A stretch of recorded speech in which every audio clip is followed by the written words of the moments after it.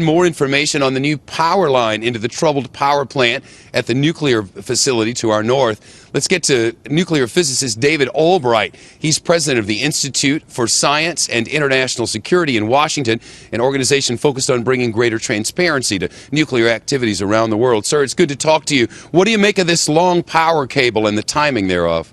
Well, it's very important, and it's a hopeful sign. I mean, it's very important that the electricity get restored, and hopefully the pumps will work, because you want to have pumps pump the water into the reactors so you can really cover the fuel, because right now, can't remember if it's 2 or 3 reactors have fuel exposed, and so you want to get that taken care of. You also want to pump the water into the spent fuel ponds and try to keep those fuel rods from burning and releasing radioactivity. So it's a very important step. I'm hearing they're having some trouble making the connection because they're having to work in very high radiation areas, and so so hopefully it'll succeed. I'm sorry if there's a satellite delay, and I apologize for the interruption, but you're right. They're going to try to connect up unit number 2, but they are having a connection problem, and that doesn't help us at all with units number 3 and 4. 3 is another of those that had a containment core around it. Unit 4 is the pool with the spent fuel rods by the hundreds in it that the United States inspectors say ran completely dry. I hope you can help us understand how power to Unit 2 only could help us with the rest of them. Well, it can't, but it's a start. I mean, I think Unit 3,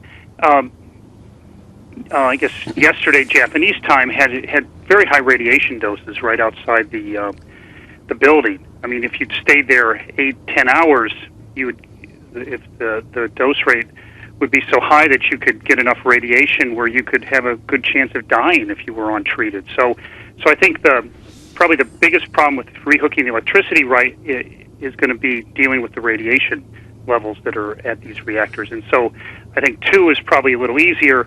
I think 4 will be easier. 3 is going to be tough. 3 is also where they had some problem yesterday. There was some unexpected shaking and vibrations in part of the reactor, and again the radiation levels remain high.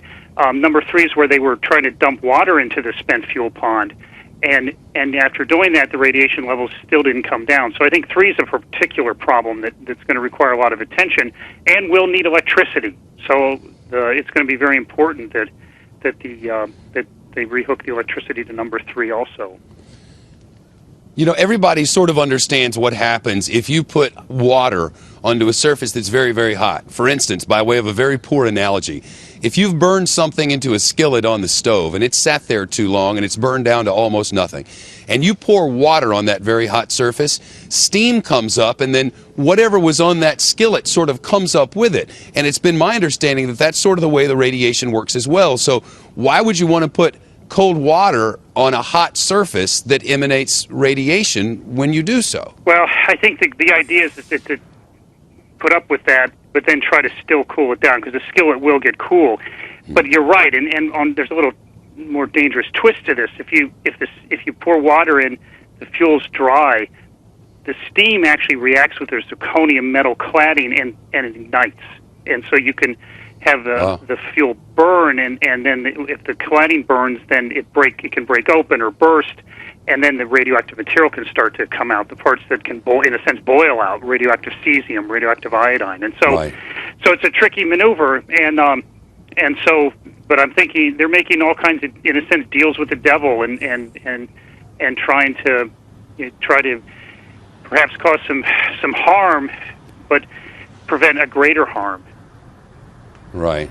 Yeah, help us to understand what that greater harm would be. Our crews here, who are thinking about their families back at home and wondering how safe they are, have been saying, well, what's the worst case scenario? What happens if it overheats and the thing blows? What would the effect be? What would it look like? Well, it could be, unfortunately, there's a lot of radioactive material in that power station. There's 6 reactors. There's spent fuel that had been discharged from the reactors earlier. And so you have a tremendous radioactive inventory there, and you have to do everything possible to keep it there. And so if things did, in the worst case, certainly, and again, I don't think this will happen, but in the worst case, the releases could far exceed Chernobyl.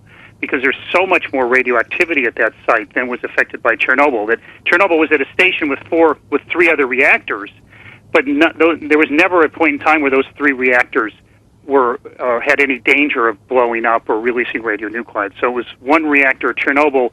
There's six in Japan, and we know that four are posing problems. So it's a Indeed they are. David, I'm out of time. I apologize. Nuclear physicist David Albright. Lots of work ahead, and we'll continue to monitor the progress of those to the north of us.